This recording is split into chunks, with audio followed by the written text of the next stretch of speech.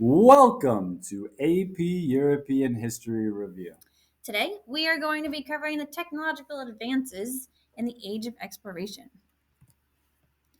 So, advances in technology are going to enable Europeans to establish overseas colonies. And we're going to particularly go with navigational tools for this slide.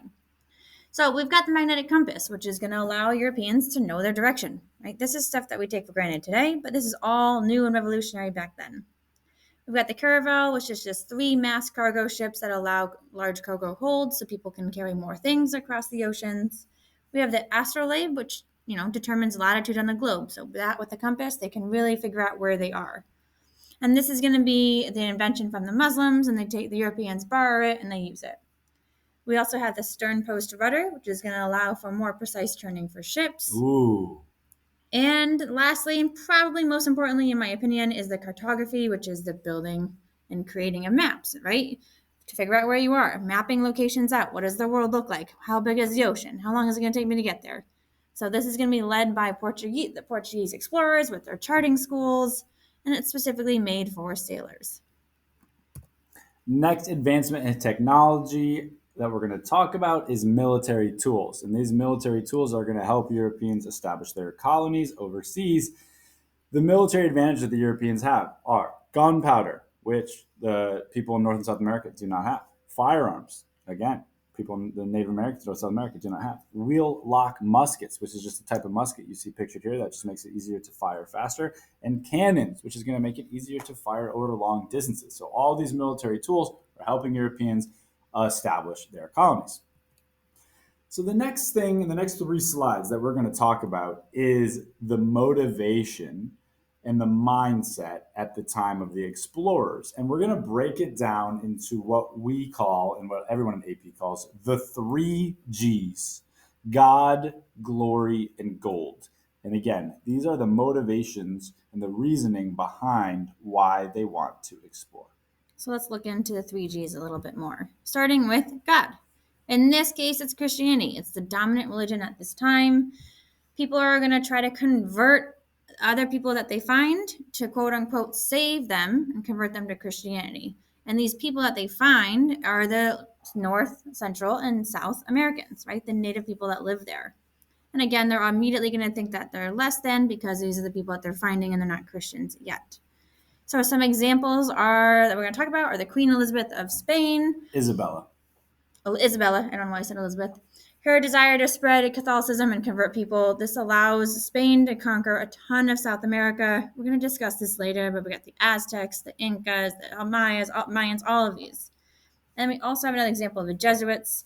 This is a missionary religious reform order that's going to be established to create religious zeal and spread the faith, like in North and South America. We'll talk about Jesuits more later too. They come up again. Our next G is glory. And we're going to talk about one term here related to glory, and it's also kind of related to gold, but it's mercantilism. And this is a very important term to know. This is a big vocab word. So, mercantilism is the economic practice by which governments increase state power at the expense of other countries and ensuring that there is more exports than imports. It's a way to make more money for that country. It's also the belief that there's a finite, a fixed amount of wealth in the world. And whoever controls the most wealth, the most resources, is going to get the most power. This is defined in the economic doctrine in the 17th century under Jean Baptiste Colbert. So the main principles of mercantilism listed here. One, Booleanism. So this is the idea that a nation's economic stability is dependent on the amount of gold and silver it has.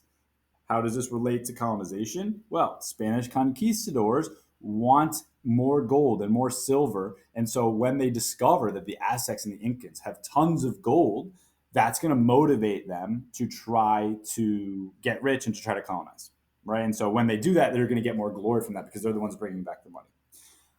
Another main principle of mercantilism is the favorable balance of trade. So this is the idea that a nation should export, meaning they should give away or they should trade away more than it imports. Okay, and an example for this is the Navigation Acts in 1651 in England, and that those laws limit the colonial trade. So the colonies have to trade with Great Britain. Okay, and it requires all the trade to be done on British vessels. So this makes it so like the colony's responsibility is to get money back to the mother country. That's called the Navigation Acts. That's a good example.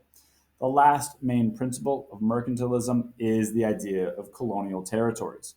So, if we have a finite amount of wealth in the world and we're in Europe, right, these countries want to go get colonies so that they can get more wealth because they want to take the wealth from those places and bring it back to their home countries. So, for example, we have like the Spanish and the Portuguese acquiring a lot of territory in the Caribbean and South America, and the English and French getting a lot of territory in North America.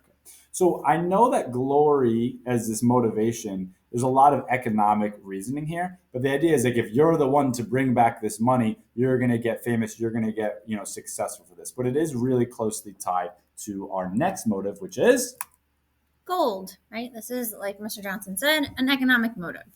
You're going to be seeking new trade routes to increase direct access to gold, spices, and luxury goods, right? That's the money of the time.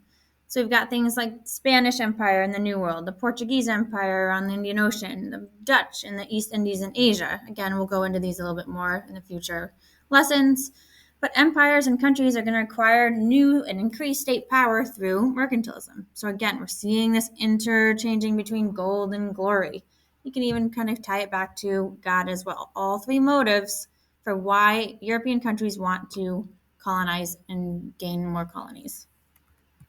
in this lesson, these are the historical developments. Remember, this is what AP really wants us to know. These are the big ideas. So take a moment to read them. But in general, we talked about technological advances that helped Europe colonize, and we also talked about the reasoning or the motivation for why they want to colonize. All right.